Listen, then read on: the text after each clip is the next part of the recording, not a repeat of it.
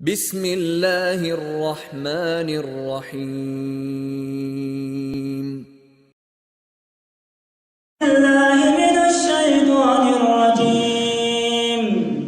ولقد خلقنا الإنسان ونعلم ما توسوس به نفسه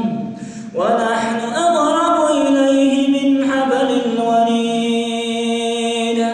إذ يتلقى المتلقيان عن اليمين وعن الشمال قعيد ما يلفظ من قول إلا لديه رقيب عتيد وجاءت سكرة الموت بالحق ذلك ما كنت منه تحيد ونفخ في الصور ذلك يوم الوعيد وجاءت كل نفس